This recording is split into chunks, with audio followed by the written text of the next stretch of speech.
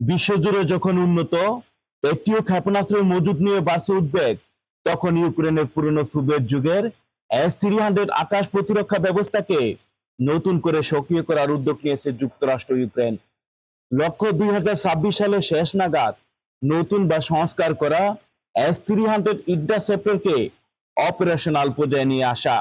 এই উদ্যোগের মূল উদ্দেশ্য কিন্তু পেট্রিয়র বিকল্প তৈরি করা নয়, বরং ড্রোন, যুদ্ধ বিমান ও ক্রুজ মিসাইলের মতো তুলনামূলকভাবে কম জটিল লক্ষ্যবস্তু মোকাবেলায় S-300 ব্যবহার করে দুর্লভ পেট্রিয় PAC-3 ইন্টারসেপ্টরগুলোকে আরো ভয়ঙ্কর ব্যালিস্টিক ক্ষেপণাস্ত্রের বিরুদ্ধে সংরক্ষণ করা। অবসরপ্রাপ্ত মার্কিন সেনা কর্মকর্তা রবার্ট হ্যামিল্টনের মতে, পুরনো S-300 ক্ষেপণাস্ত্রগুলোকে নতুন করে সংস্কার বা উন্নত সংস্করণ তৈরির মাধ্যমে এই সক্ষমতায় ফিরিয়ে আনার চেষ্টা চলছে।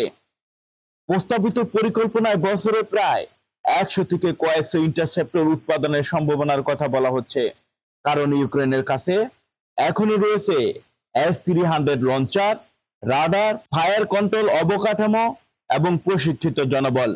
ফলে সম্পূর্ণ নতুন কোনো প্রতিরক্ষা ব্যবস্থা তৈরির পরিবর্তে বিদ্যমান অবকাঠামো ব্যবহার করে তুলনামূলকভাবে দ্রুত সক্ষমতা পুনরুদ্ধারের সুযোগ তৈরি হচ্ছে।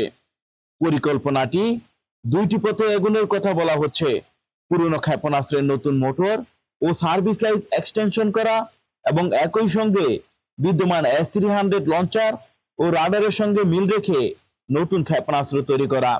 বিশেষজ্ঞদের মতে, রাশিয়া যখন ড্রোন, ক্রুজ মিসাইল ও ব্যালিস্টিক ক্ষেপণাস্ত্র একসঙ্গে ব্যবহার করে ইউক্রেনের প্রতিরক্ষা ব্যবস্থাকে চাপে ফেলছে, তখন ইন্টারসেপ্টরের মজুদ বা ম্যাগজিন ডেপথ হয়ে উঠেছে বড় কৌশলগত বিষয়। সেই জায়গায় পুনরুজ্জীবিত করতে S-300 তুলনামূলকভাবে সহজ লক্ষ্যবস্তু মোকাবেলা করলে পেট্রিয় PAC-3 ব্যবহার করা যাবে ইস্কান্দার-M বা খিঞ্জাল এর মতো উচ্চ গতির ব্যালিস্টিক ক্ষেপণাস্ত্রের হুমকির বিরুদ্ধে। তবে উৎপাদন সক্ষমতা, অর্থায়ন ও চূড়ান্ত কর্মক্ষমতা নিয়ে এখনো অনেক তথ্য প্রকাশ্যে আসেনি।